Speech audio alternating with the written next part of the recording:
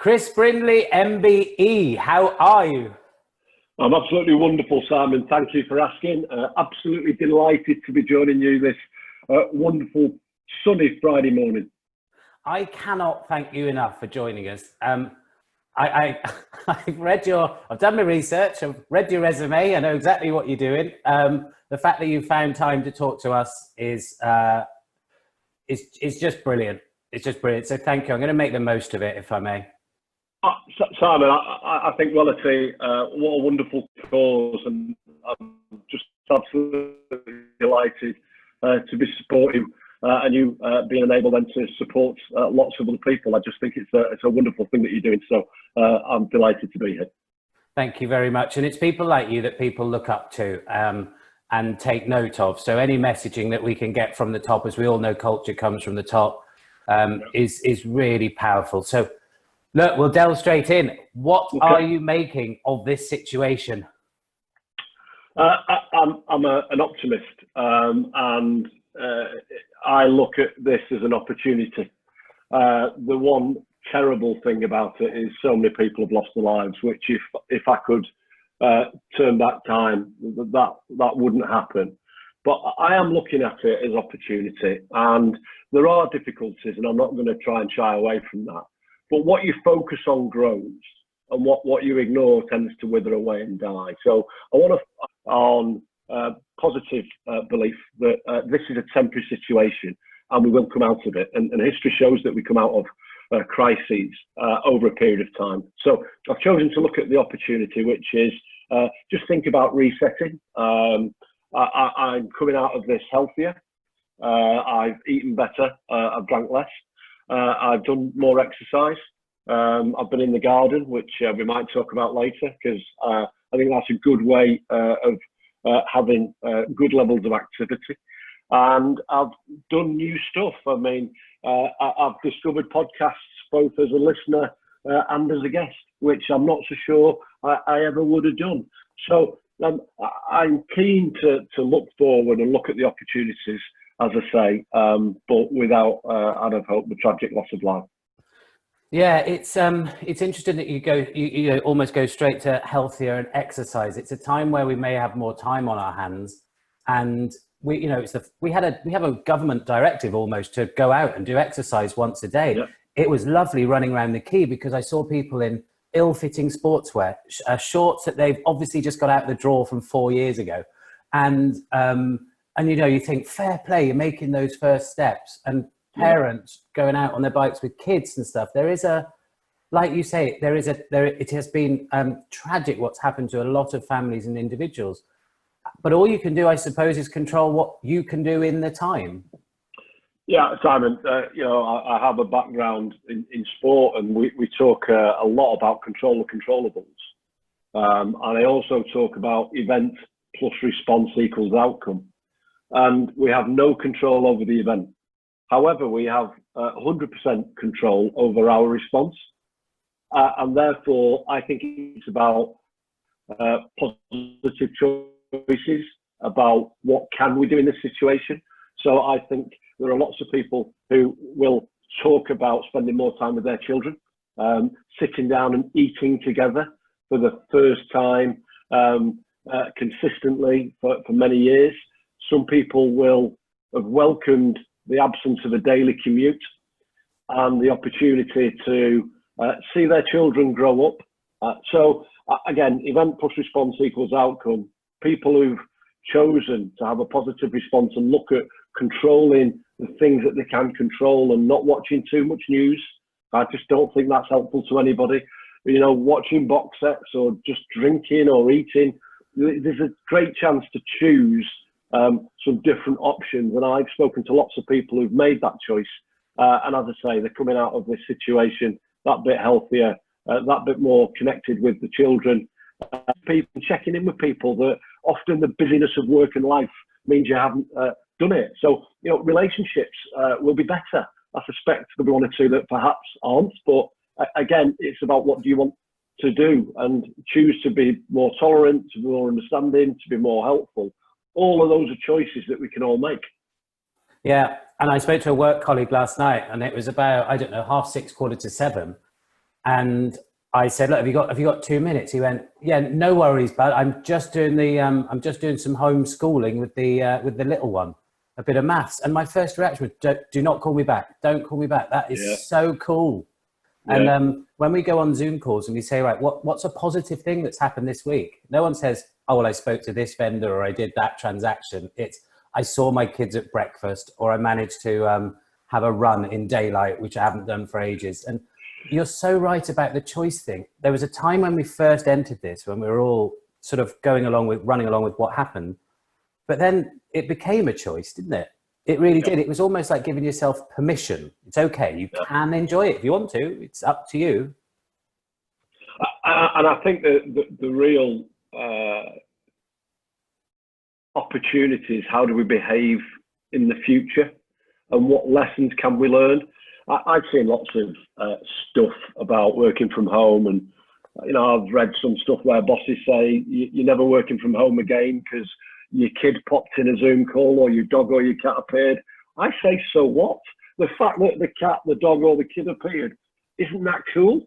Because quite frankly, most people, if not everybody, comes to work to do a really professional, good job.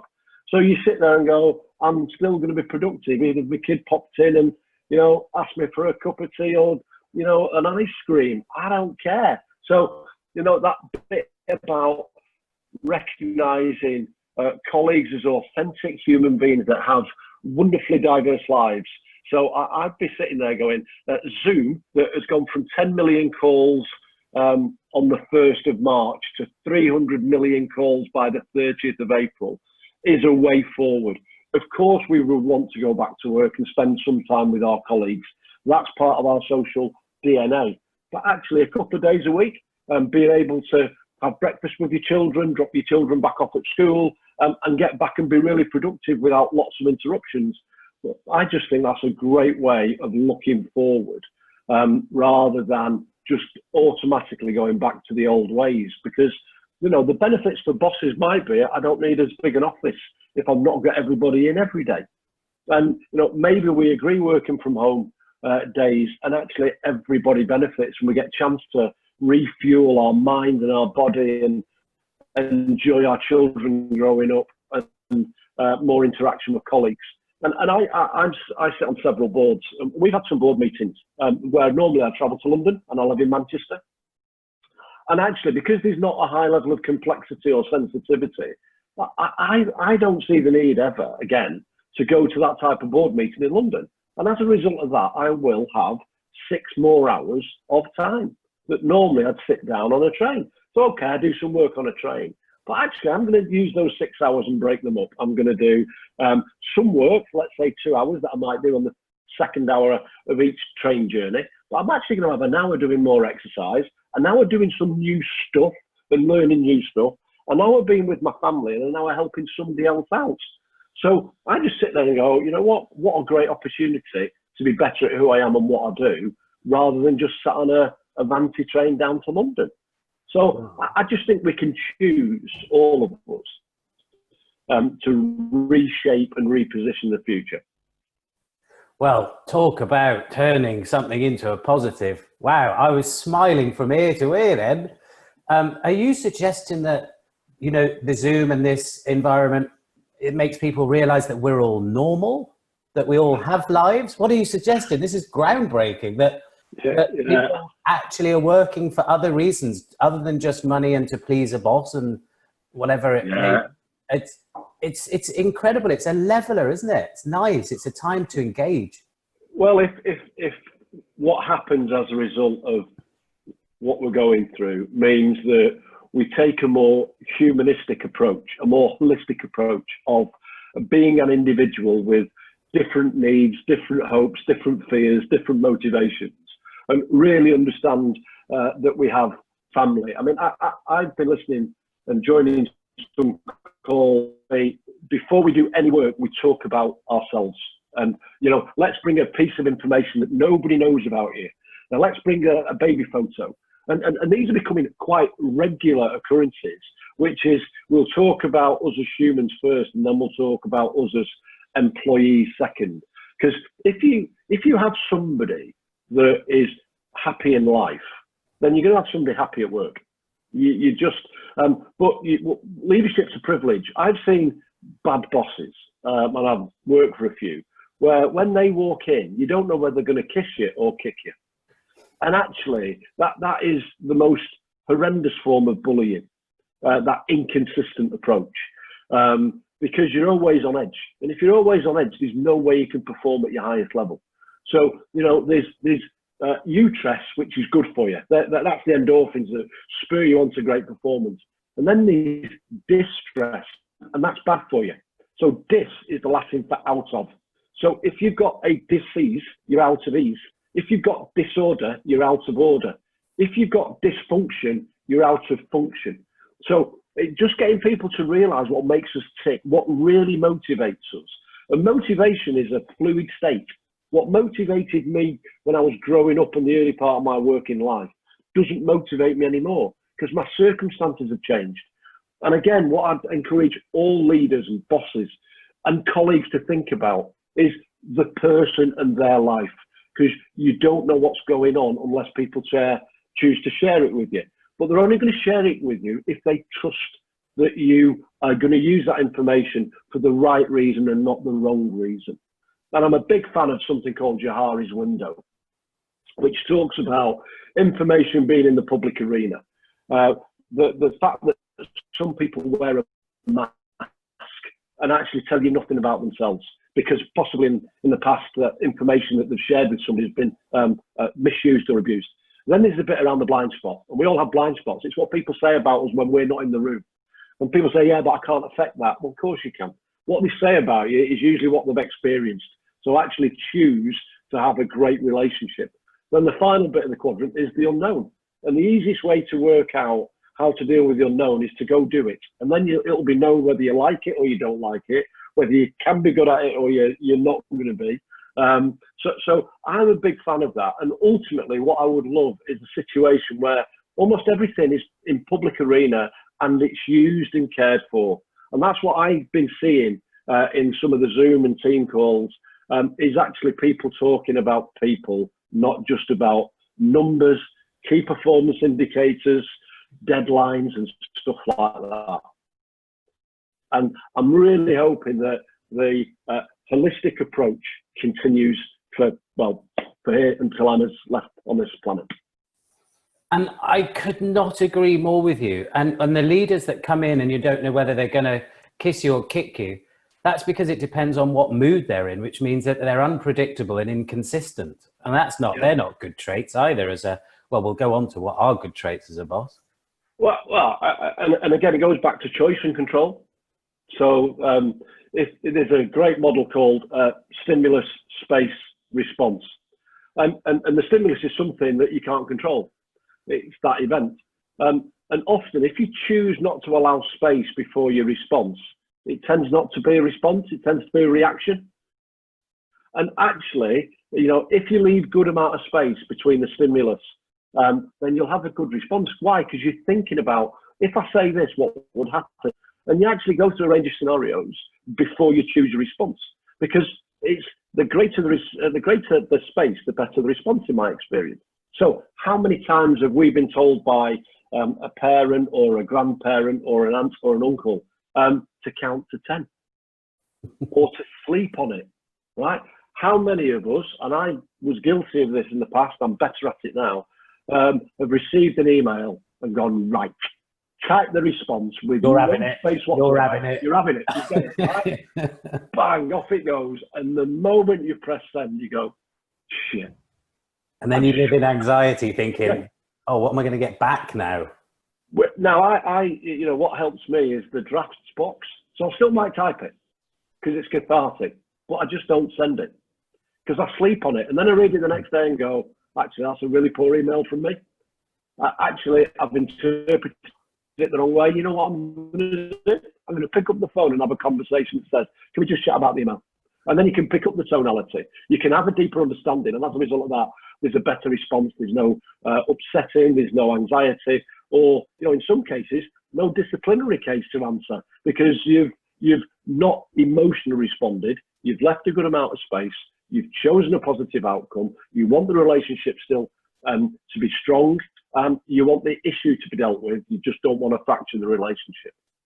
You've just sent out a lot of good signals by saying, I'll just pick up the phone and chat to them, because it means you've got nothing to hide. You're more than happy to have the conversation. Don't fear me, and this isn't going away. We'll sort it out. Yep. Whereas that, if you had sent that email the first, yeah, that would have been bad for you and them, and could have fueled something that wasn't actually there. And probably they want to apologise anyway, given that they might have done something in haste. What's helped me, Simon, is I can't touch type, so I'm a one finger merchant. So basically, a 2-paragraph response takes me about an hour. A good phone call takes me 5 minutes. So, there's many benefits with not being a keyboard warrior. I'm not one, and therefore a conversation often ensures that you have full understanding of the background situation and, importantly, tonality. I've had people that say, I don't like the tone of your email. And I go, you don't even know what tone I intended. It's your interpretation of the words, the way you've put the accent and the emphasis on it. That's how you're thinking. You didn't even check with me what my thinking was. So how can it be my tonality? So again, I'm a great believer in conversations. And I've seen people email each other, sat next to each other. And you sit there and go, really? And therefore I'm a great believer in human interaction, conversation. As I say, communication is a mixture of words, tonality, and body language.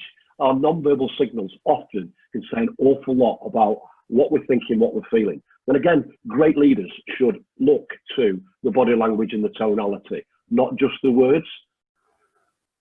So, this stats that say 7% words, 38% tonality, 55% body language, which is why even Zoom can be better than a phone call.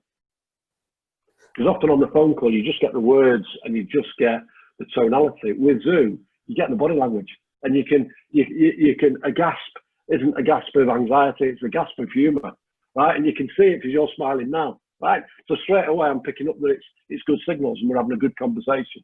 Whereas you might not always be able to get that from either an email or just a phone call. Yeah, I'm smiling because I'll say exactly the same to you as we did with our conversation when I reached out to you, quite frankly, didn't I? I reached out to you and I said, I'm completely chancing my luck here. And within, I don't know, next to no time, you came back. And then we had that conversation, the intro conversation. And during that, I said, oh, Chris, I want to work for you. I couldn't help it. And now with all this going on, I'm feeling the same again. It's like, you don't put things in boxes. There are smoother edges. There's always a reason behind stuff, or there's I don't know, there's more to it. It just seems more humane and more normal. And it seems to take the pressure off ourselves if we can let others just have a bit more flexibility, because then we can, and we're all a bit happier. Yeah, I've spoken in the past about great leaders being umbrellas, which says you get wet whilst your team stay dry. So, make sure your team are looked after. And if you take, a bit of the rain every now and again, funny enough, that's part of leadership. You probably get paid more than the people you're keeping dry. So part of occasionally getting paid more means you get wet. So I've always looked at my team and said, I'll deal with my team. And if I have to sort of occasionally have a conversation with somebody above me or alongside me, I just sit there and go, look, I'm responsible for my team's behaviour. I'll take it. And there's a great model known as windows and mirrors, which I always talk about when I talk about leadership. And I'll use the Paul version of leadership with windows and mirrors. When a poor leader gets told by their boss something's gone horribly wrong, the first thing the poor leader does is bring the boss to the window, point to all the people and say, it's their fault. It's nothing to do with me. That's just poor leadership. And then when that same boss, another tell the leader how great the thing's gone, the leader looks in the mirror and says, aren't I wonderful? And never thanks the team. That's the poor leader. Right. What does the great leader do? When it goes really well, you get the boss and say, come over here to this window. You see all those people out there, will you go and thank them? Because the reason this has gone well is because of them, not me. So I want you to go and thank them. It will mean so much. And then when it goes wrong, the great leader looks in the mirror and says, what could I and should I have done differently? How do I fix it? And how do I make sure that I become better as a leader as a result of this? Sadly, we've not got everybody yet doing the positive windows and mirrors. There's still a few people that, still think they're a legend in their own lunchtime and their ego is completely out of control. And so for me, the great leaders are the ones described in Good to Great by Jim Collins as level 5 leaders that demonstrate the most amazing humility and care for their people as human beings, not as paid employees. Ladies and gentlemen, I give you Britain's best boss. And I haven't made that title up. That was given to you, wasn't it? Again, let's go back to having great people in your team. I was fortunate to lead a great team, and all I got to do was to get on stage and pick up an award, and it was a wonderful recognition of the great things that the team did in terms of ideas, in terms of execution. As I say, I just happened to have the title at the time of boss. And a panel decided that what we did as a team, the fact that I was the boss, they gave it a title. So it was in recognition of the great work we did as a team, nothing to do with me. And you've just done the windows, and that just shows your authenticity as a leader. Now, look, tell us about your career. You have quite the CV, a CV that makes me wonder quite what I've done with my life. You talk us through some of these appointments and what you're doing now with the Rugby League World Cup. Yeah, look, Simon, success is personal, right? And I would never look at myself in comparison with others. I just look at me being the best version of me, for myself, for my family. So first thing is, don't start looking across at other people's resumes and CVs and job titles and go, wow. If you want to be like that, go find out, which is what you did, and I was more than happy to support the great cause. Let me just talk pre-career if I can. Yeah, I think that's important. It's important to me. My father walked out on my brother, my mother, and me when I was 3 months old. I lived in a 2-bedroom council flat in a tough part of Manchester. And to use the phrase that we use where I live, is we didn't have a pot to piss in. I got dressed in jumbled clothes and sales, and my school uniform was paid by what were called Provident vouchers, and Provident still exists under a different name. And basically, they gave you a little bit of money and you paid them back every week. So I had a pretty tough upbringing, and at the age of 13, I got a paper round, right? And basically, I realised that hard work would enable you to make some choices. I'm a passionate sports person, and my PE teacher at school, a guy called Ray Woods, basically taught me some great life values through sport. And when I got over that white line, whether it was the football pitch, the cricket pitch, the running track, basically some of the shit that was going on in my life, some of the crap that was happening with my stepfather, for example, just disappeared. Right, it just disappeared.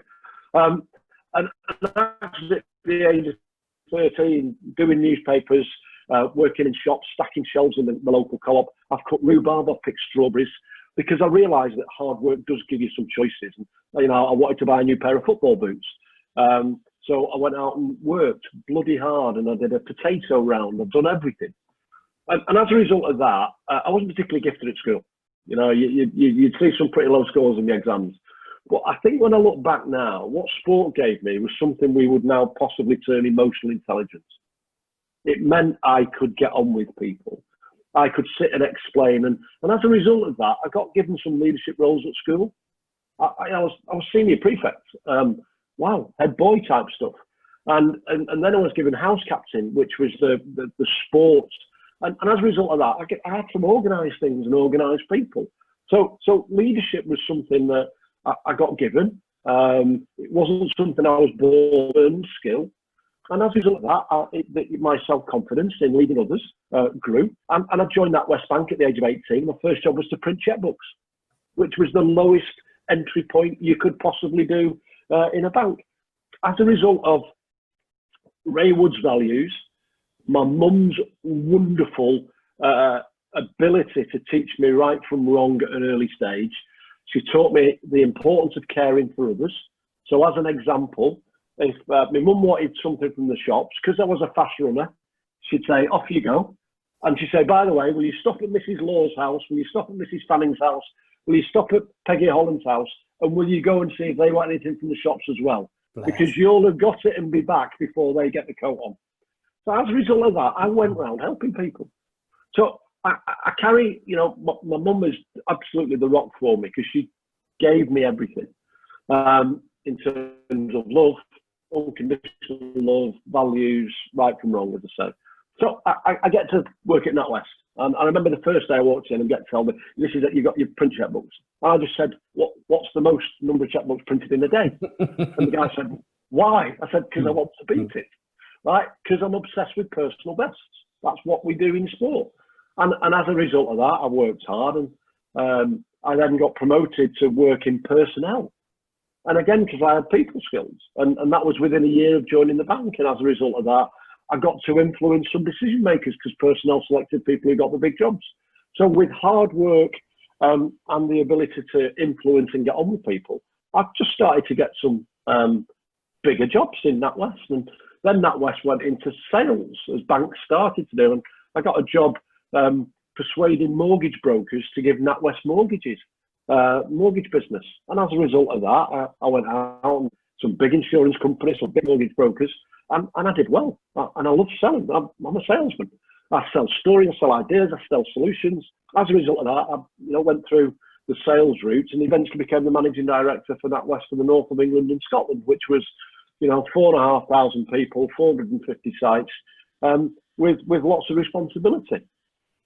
As a result of that, we sat down and worked really well as a team. We got recognised internally and externally. We got voted the most outstanding employers, the National Business Awards, which are probably the business Oscars in this country. And that was just such a proud moment for the team, where we just sat there and went, you know what, we've achieved stuff. And it just wasn't the award, it was what underpinned the award, how we looked after our people. And we were talking about wellbeing in the early 2000s, before wellbeing was suddenly this that everybody concentrates on. So, we understood really that people have to care for themselves and the employer has to care for the people. And we care for our customers, we care for our colleagues. And we had a mantra of care and show that you care, because lots of people tell me to care. And then I watch them behave and clearly don't, because they think words are the answer. And how many companies do we see that say one thing on their mission, vision statement and have values and then behave completely the opposite? What I laugh when, and I'm digressing, and I hope you don't mind, but I do laugh. I don't mind at all. When I see utility companies and banks and stuff like that talk about putting the customer at the heart of everything and then have an automated voice response system. Never in history has a customer written to a bank, an electricity company or a phone company and said, I'm really bored with speaking to human beings immediately. Could you please install this automated voice response system that keeps you waiting for 17 minutes with the wonderful statement, we're experiencing an unusually high volume of calls at the moment. Yeah. Well, whatever time I ring. Yeah, precisely. And that's because they haven't got enough staff on. And quite frankly, they make a choice not to put the customer at the heart of everything they do. Because if they did, they would make sure that their staff were available all the time to deal with customers' queries. So I went on to do the bank. So as a result of that, I then moved to British Gas. And I wanted to test that leadership was transferable. I really wanted to test it. I wanted to test it to me because I think it is. And now I know it is, because I know nothing about a Worcester Bosch R300 boiler with a telescopic flue.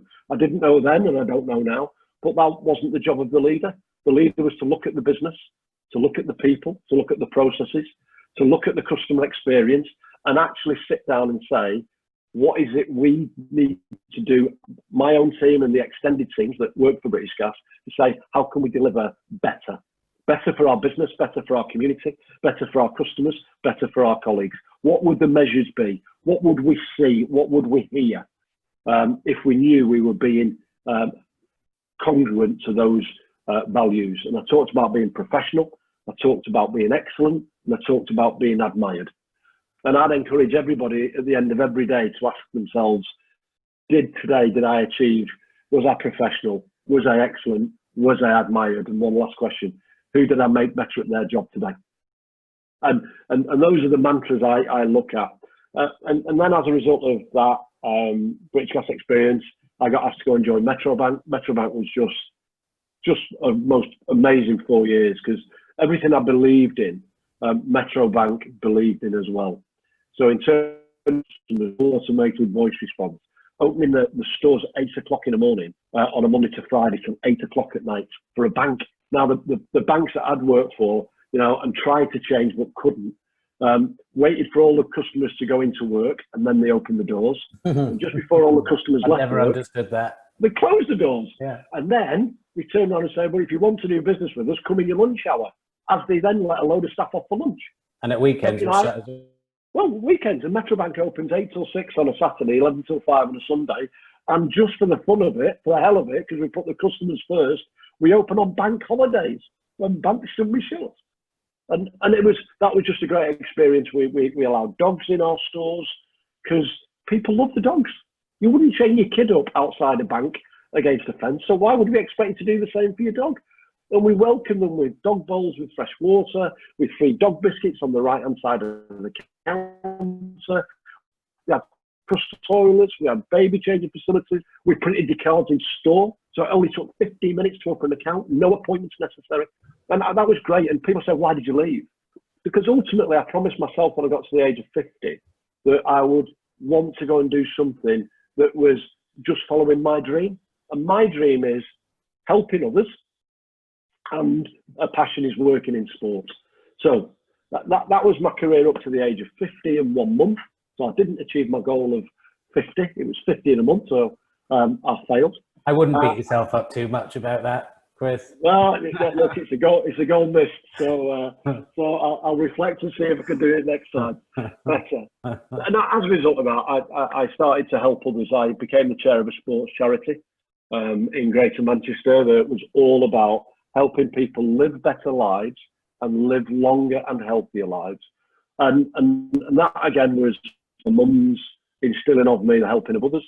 As a result of working in a sports charity, you get to meet different people from different sports bodies and national governing bodies. And as a result of that, I worked for the Manchester County Football Association, pro bono. Why? Because I played for them as a kid and I wanted to put something back to them, and we've helped transform that business.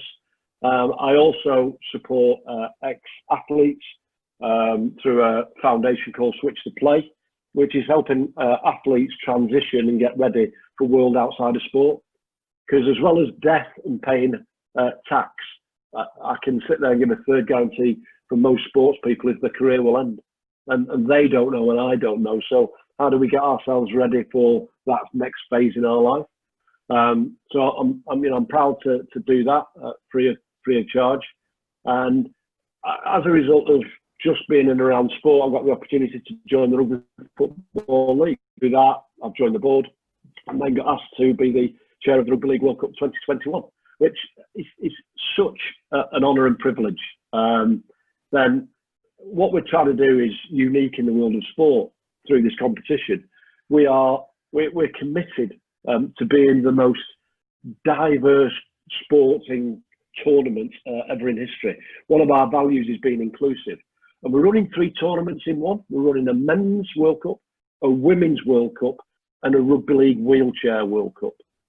And as a result of our commitment to being inclusive, authentic, being world-class, bold and brave, we'll be the first global tournament to pay equal prize money for men, for women, Wow. for wheelchair. Wow. We'll be the first global tournament that will pay participation fees for men, women and wheelchair. Men have always had participation fees. But up until this World Cup, if you wanted to represent your country and you were a woman, you had to pay your own flights, pay your own hotel bill, pay your own day-to-day expenses, and negotiate time off work with your employer. Nuts. And therefore we're so proud of participation fees for men, women in wheelchair. We've got, as I say, the same equal prize money. All competitors will have the same mode of transport, stay in the same quality of hotel and venue and training ground. And we're so proud of that. And we're breaking boundaries again. We've got Jamaica playing in the men's tournament for the first time. That's just great. You know, it's a remake of Cool Runnings for me. Just having a brand new organisation, country that's done it. We've got Brazil playing in the Women's World Cup. Brazil have never played rugby league before, and they're coming to represent the South American continent, the first country ever.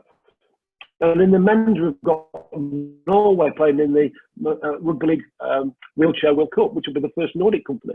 And just one thing on Rugby League, Wheelchair Rugby League, you don't have to be disabled to play it. It's not a disability sport, because we've got in the England squad 2 brothers. One that lost his legs through meningitis, and his brother who's completely able-bodied. And he searched the world to find a sport where you could play with your brother. Yeah, that's fairly moving, actually. That is pretty moving. Having 2 brothers. And in the same England team, there's a woman. So you talk about the most diverse sport in the world. It's rugby league wheelchair. It's wheelchair rugby league, and it's played just like rugby league. It's not the wheelchair rugby you see at the Olympics. This is proper rugby league with rugby league rules, and it's the most inclusive sport. So to be involved in that, absolutely, is just so humbling. And we want to deliver such a tournament, and I want people who've never seen a game of rugby league to come and experience some amazing things that happen. So we'll be receiving countries like Tonga and Samoa and the Cook Islands, and they pray together before a game. They then get up and knock 10 bells out of each other to try and win the game. And then as soon as the whistle goes, they go around and pray together. I don't see many sports where that happens. So people will get to understand different cultures and different things, because the All Blacks in rugby union, everybody wants to see the haka. Well, I'd like people to come to the World Cup and see teams praying together. You know, whether that's the Orchids from Papua New Guinea, the women's who are transforming lives by being professional sports people. And female sport and disability sport is something that I'm really passionate about. Equality is really, really important to me, because it's about doing what you say you were going to do when you said you were going to do it in the way you said you were going to do it. So I think I've given you the longest answer in history, but I'm just so passionate that I've prepared hard, and I've seen opportunities and I've grabbed them. And as a result of that hard work and the values that my mum instilled in me, along with my PE teacher, Ray Woods, and my headmaster at secondary school, Colin Crofts, then I'm proud to look back and say that they planted a tree that they didn't see flourish, because sadly they're all passed away now. But I do it as part of the legacy that I'm responsible for, to say thank you to them. I think they'd be incredibly proud, Chris, when they're looking at you now. Do you know what? It was so moving, that, because it's everything first and rugby second. Now, I'm sure it's going to be amazing rugby, but what it seems like is that you're not trying to adapt from the old. You've made new. You're not converting an old house. You've knocked it down. You thought, how can we do this better? Just like you did at Metro. And do you know what? You are fizzing. You might not realize this, but you are fizzing with enthusiasm. It is illuminating. Look, you're very kind saying you did this, you did that. Look, there's a Rugby League World Cup team led by John Dutton, the chief executive, that's simply outstanding. At Metro Bank, we had Vernon Hill, we had Craig Donaldson, and other members of the board like Danny Harmer. They're outstanding. I'm just part of that team. I'm always proud to have played my part, but it's never about me. I just want the 21 different nations, 32 teams from 21 different nations playing in 21 venues. I want people to look back at the Rugby League World Cup, whether you are a volunteer, a participant, an official, or a spectator, and go, wow, that was great. And if I've done that, when the fireworks go off and the trophies are presented, you'll find me in a pub in Charlton in Manchester called the Bowling Green, having a pint of Strongbow, going, job well done, now what's next? If there is anything I can do, we can do, anyone can do to support this, this is groundbreaking, especially, dare I say it, timed after what we're going through now. Because when I did a bit of research, the strap line for the Rugby World Cup, League World Cup is one game together. Yeah. And I mean, how powerful is that? Bearing in mind what we're going through. And then there was another one, Inspiration All, which was a slight play on words, which I'm a fan of a play on words. And that was, and then I saw Ricky Hatton pop up, and he was doing the mental fitness charter for the whole thing. I thought, I haven't even seen a picture of a rugby ball yet, but I'm in. You know, I imagine it's going to be, in my head, it's going to be a bit like when I went to watch the Dubai Sevens in bright sunshine, and everyone has these, and everyone had these buckets of full of ice and beer. And then, of course, the beer got drunk very quickly. It was 90 degrees, or felt like it. And then the Welsh were throwing their ice buckets of water over the English were doing it over the New Zealand. Everyone was having a whale of a time. In my head, I've got that sort of atmosphere. So there's no gender gap. It's going to be special. It just really is going to be special. And rugby league is a special sport. It's a community sport. It's a traditional northern sport. And the World Cup is being played largely in the north. There's only 2 games outside of the northern powerhouse, or the cool north, and one of those is the Emirates Stadium. So we're groundbreaking again. We'll be the first ever non-football game to be played at the Emirates Stadium, the home of Arsenal, and we're hugely proud of that.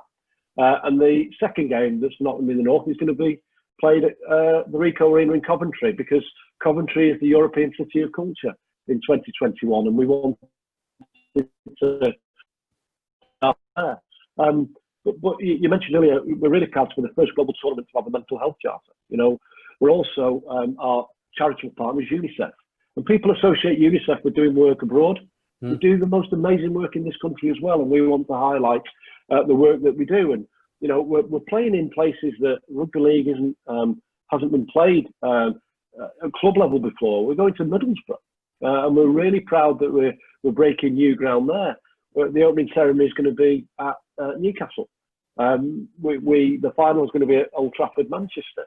So we're just really proud to be this bold and brave and this groundbreaking sport, because this year is the Rugby League's 125th anniversary, and we've always innovated right through to video referees, to sin bins, to Magic Weekend, to shot clocks and stuff like that. So we're really proud of our heritage. And you know, I grew up in Manchester. We didn't have a rugby league team. We still haven't. So you know, you look at some of the real northern towns with great people and great community spirit, and that's why rugby league is 125 years old, because of what we do in our communities. We're more than just a sport. Chris, it seems to be, bearing in mind I'm a neutral observer, it seems to me that you're never boxed by convention. You come at everything with fresh eyes, and as long as it's got strong values, one of the great attributes which is shining through from you, I must admit, is that you never seem to be afraid to do the right thing. Like, you have an idea, and somewhere along the way, whether it's your mum's words that are on your shoulder, you just says, go for it, do it. You seem to know what the right thing is, and you don't have the other bit that says, don't do that. Like so many people do it. And as long as it's built on values, character, and comes from a right place, you just seem to nail it. Look, you're very insightful. I live by my values. And ultimately, in my younger years, sometimes at school, they'd get me into trouble because I'd say what I thought. With some people at work, I'd get in trouble because I'd said what I thought. My mum brought me up on you just got to live with yourself. Ultimately, the only person I have to live with for the whole of my life is me. And I suppose, what do I want to be remembered for? It's absolutely doing the right thing. And I've got to be congruent, and that will on occasions upset people who might not like me, and I have to live with myself and accept that might be. But I do it from a good place. I do it because I care. It's as simple as that. So very insightful and very kind of you to recognise that. But yeah, I'm just truly grateful for a wonderful mother who's sadly no longer with me, that instilled some real right from wrong. Because we had no money, she said, look, I can't give you material things, but what I can give you is something that I think will help you throughout your life. And when she said, look, I'm not always going to be there by your side, so I need to give you some things that will enable you to navigate life, because it's going to be these days when it's going to be great, these days when it's going to be a challenge. And life has had its challenges and still does, but there's that great bit of resilience about, if you can get up one more time then you've been knocked down, then you know what, you'll be all right. And time is a healer. Often you look back and realise that what you were worrying about at the time probably wasn't as big a worry. And I now say to people, in 12 months from today, will you still be worried about what you're worried about today? And if the answer is no, well, let's deal with it, because there's no need to put pressure on ourselves. And often that's something I'd love to help people with, which is, why do people put pressure on themselves when it's just not needed? So ultimately, I'm blessed that when I wake up in the morning, I've woken up, and I'm grateful for that. So I do an exercise of every day writing down 50 things I'm grateful for, and it starts with waking up. It then means if I woke up in a nice warm bed, I'm really grateful for that, because on the streets of Manchester, we're really trying to address the issue of homelessness, and I know somebody's son or somebody's daughter is waking up in a worse position than me, so I'm grateful for it. I'll have running water, I'll have food in the fridge. My children, if they're healthy when they wake up, I'm hugely grateful for that. I'm grateful that I've got some money in my bank account to go and buy some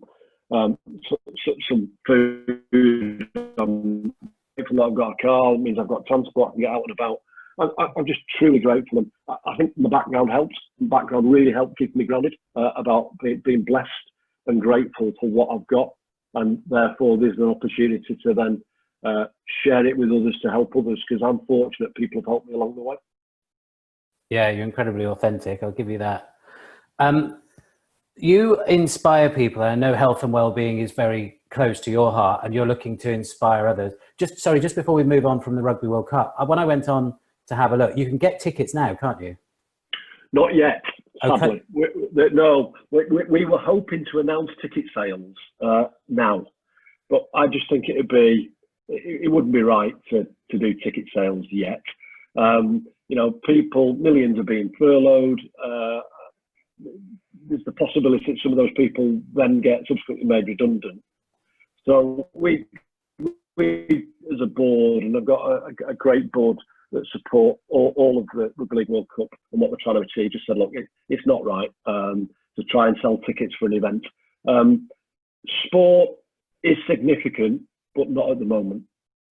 It's the most insignificant thing is what I've heard.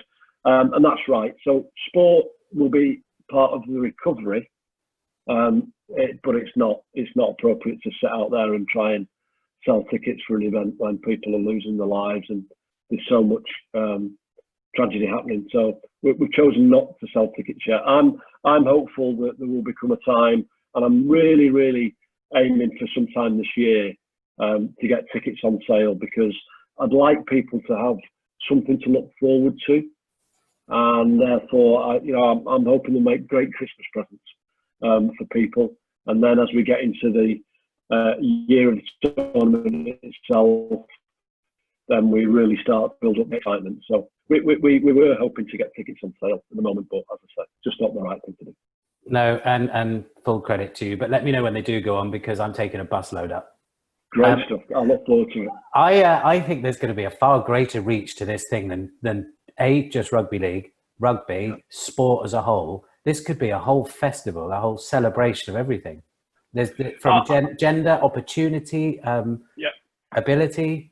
Oh, Simon, and you just encapsulated what we as a board want this tournament to be. It's not about rugby league. It's about people who've never been to a game before, just enjoying being each other's company, just seeing something that's new. So in 2013, when the World Cup was held here last time, the tickets were sold to predominantly rugby league fans, and it was in the region of 438,000. We're trying to sell another 250,000 on top of that. And to do that, we want to sell to event goers. We want people who sit there and say, let me just have a great experience. And to do that, seeing high-level sport, great, but actually seeing some real great role models for the future. So we believe it's a lot more than a sporting tournament. It's part of a global event that is across 3 disciplines, and people will be inspired by the rugby league wheelchair, by the women, and by some of the men. And it's exactly what you said. It's a lot more than just a funny shaped ball. We're chasing it. It's going to be a festival, and the host cities and host towns have committed to making it a wonderful experience. And hats off to the likes of Newcastle and Liverpool that have just embraced what we're trying to achieve, as well as the new towns like Middlesbrough and the Tees Valley, but also the traditional areas like Doncaster and Leigh and York. It's just going to be special, and I want to be at every single game. Yeah, me too. And it seems that bear in mind I'm down south, by the way. So, yeah. But it seems to me that rugby league has never been quite as mainstream as rugby union. Would that be fair to say? I don't think rugby union is mainstream, and I love rugby union. I think what you've got is almost a north-south divide, because you've typically got a lot of the rugby union teams that are southwest and southeast. And Wasps were a London-based club before they moved to Coventry. And typically, when you look at the Premier League, there's often only one North team in it. Now, I think next year you've got Sale and Newcastle. And when you look at rugby league, you've got London, we've got Toronto, and we've got Catalan, and the rest are M62 corridor teams. So I don't think it's mainstream. I think what rugby union has, it's got its own home, which is Twickenham. It has a European tournament and a Six Nations tournament that perhaps gets more terrestrial coverage or more media coverage than rugby league. But I think 2021 is going to change that, and we'll be equal partners. I don't see rugby union as competitors.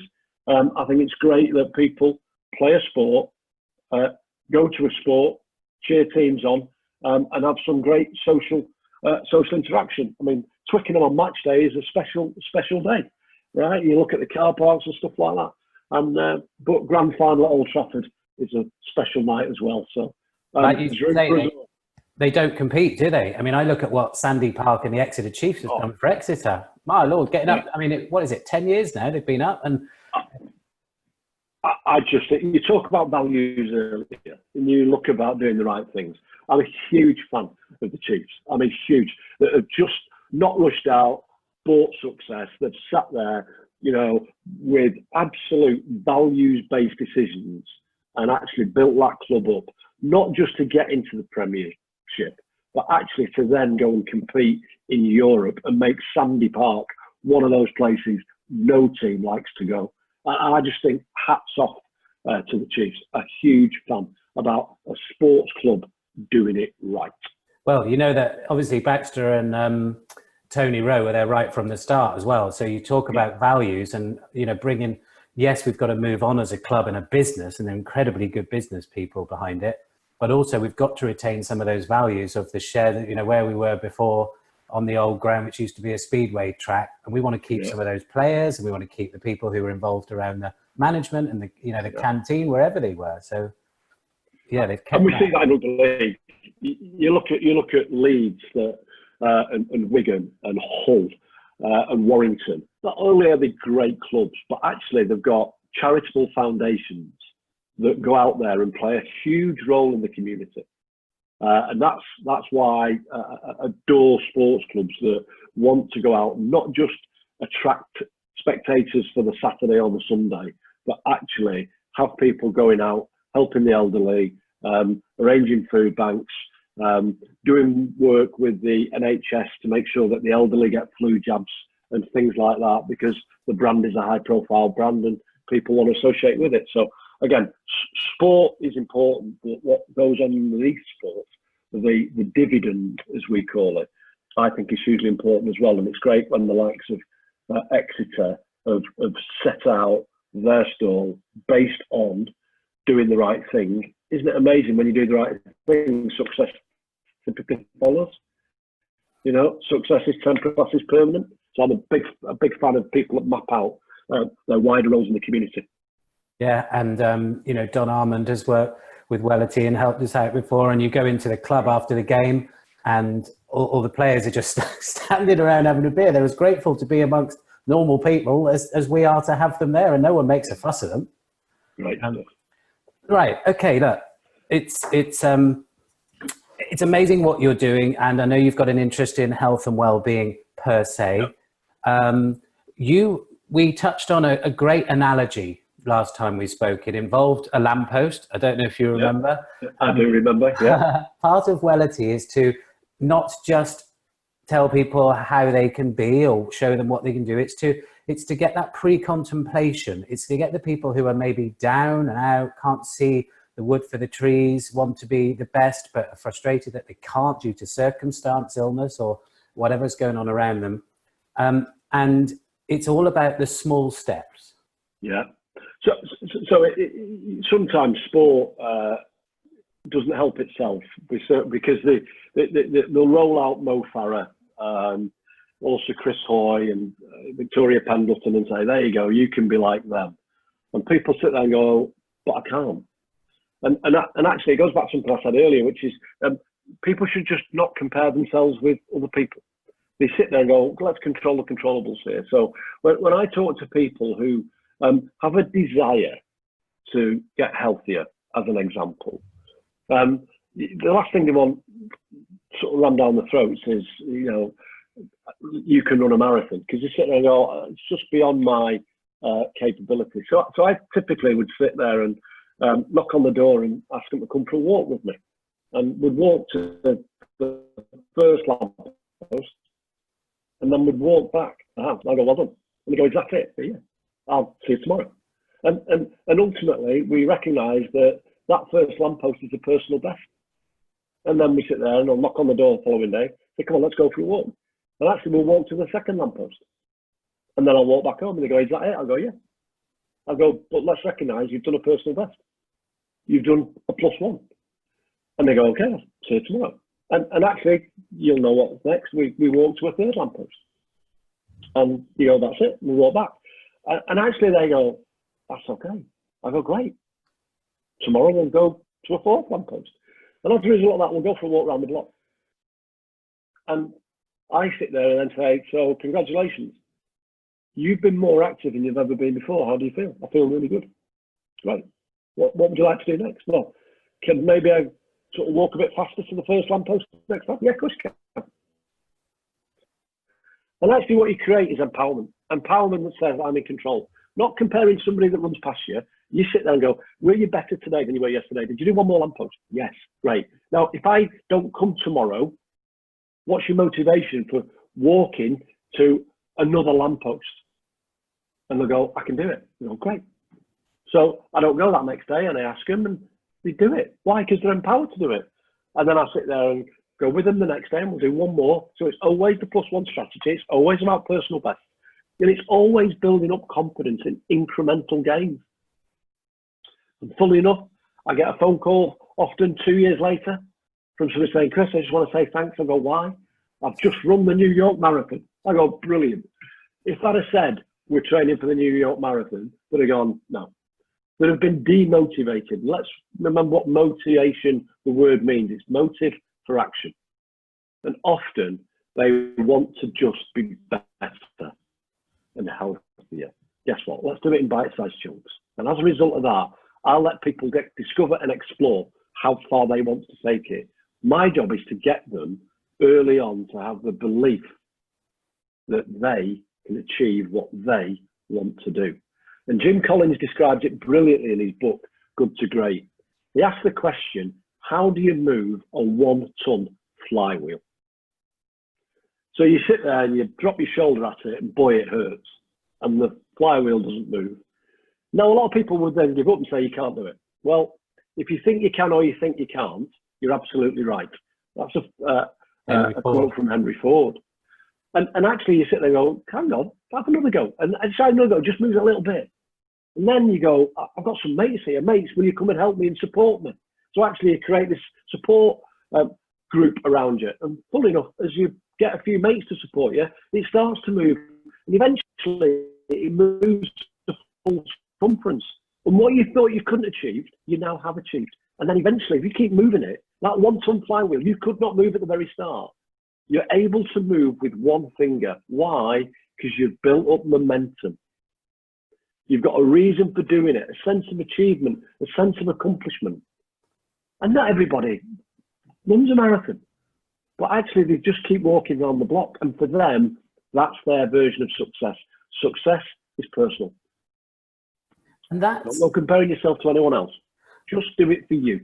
But what you've just said is the way that you've gone across different industries and verticals, because that leadership model and that ethos, culture, whatever it is, can be taken to, you've used it to use a flywheel. That could be transitioning change. That could be about mergers. That could be about expanding into new territories. That could be anything.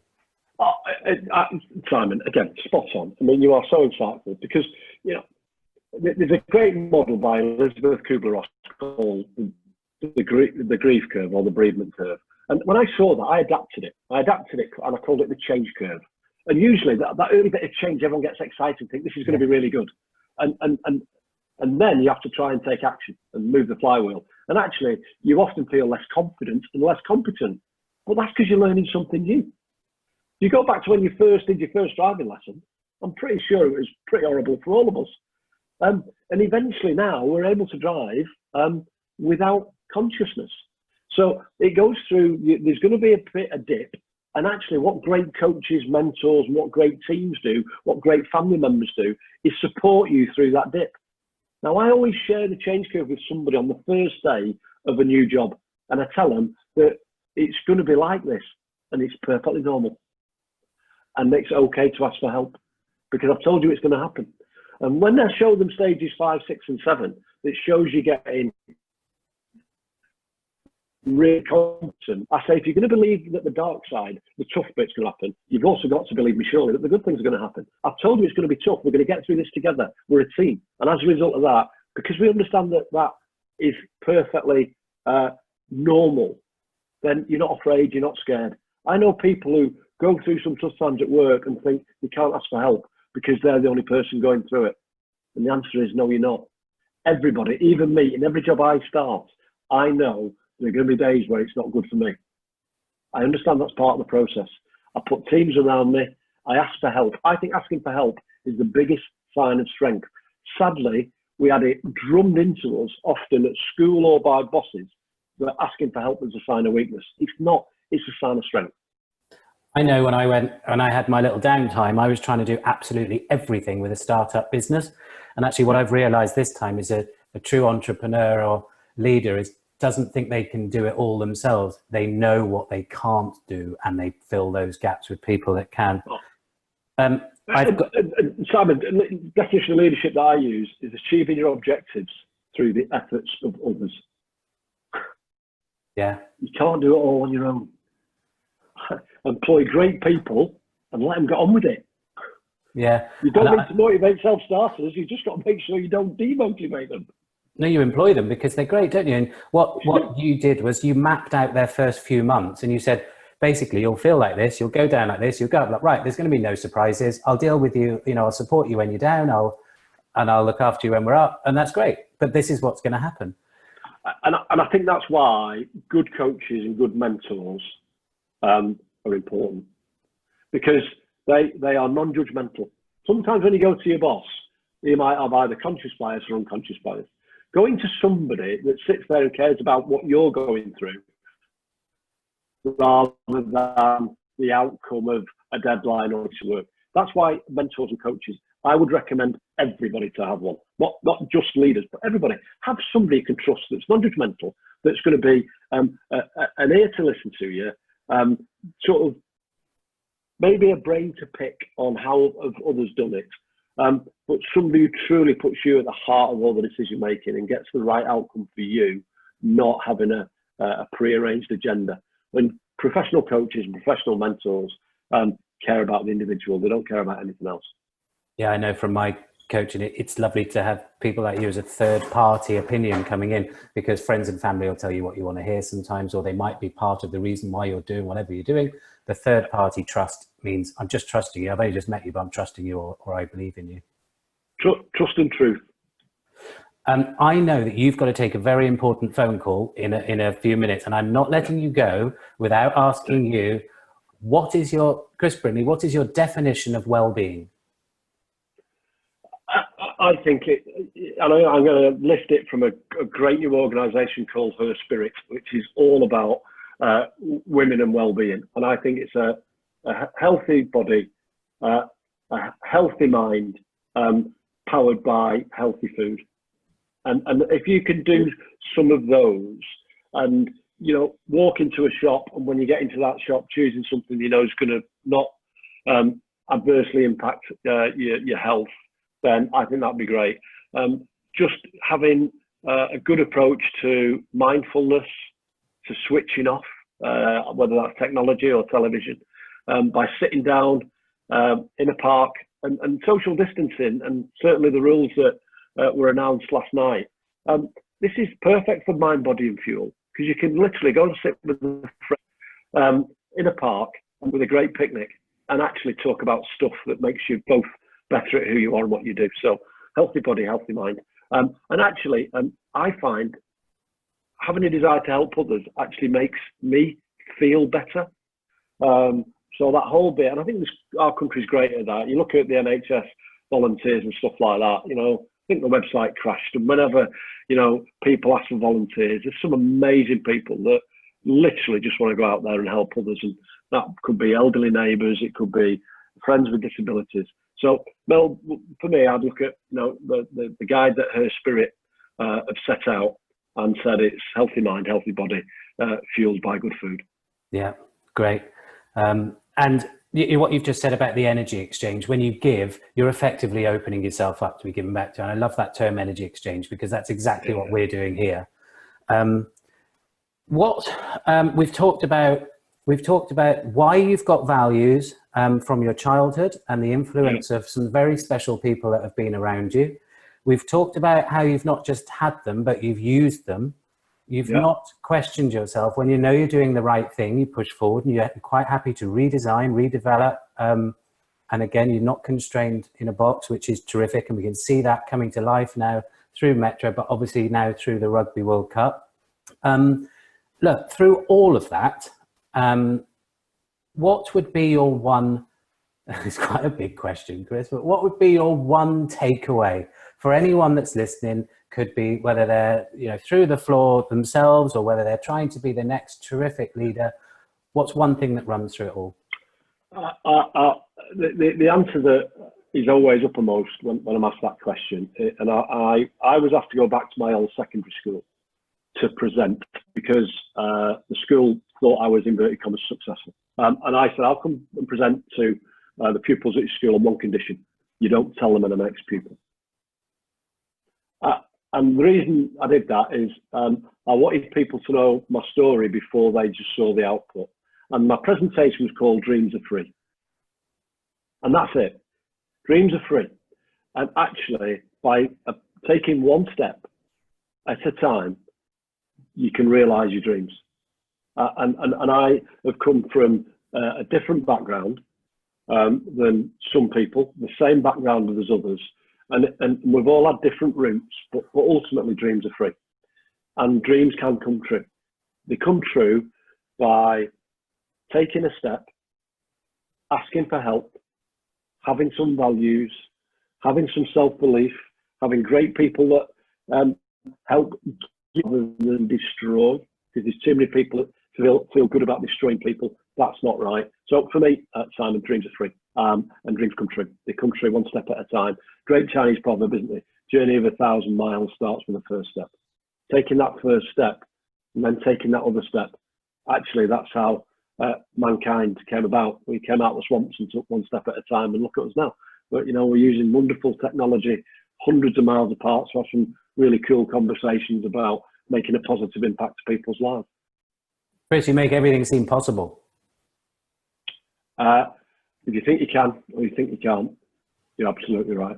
And therefore, garbage in, garbage out. Put some positive stuff in your mind. Read some good books. Listen to some good people. Watch less Love Island and crap TV, because we all have the same 24 hours. What we choose to put in those 24 hours is often what helps define our journey and define our destination.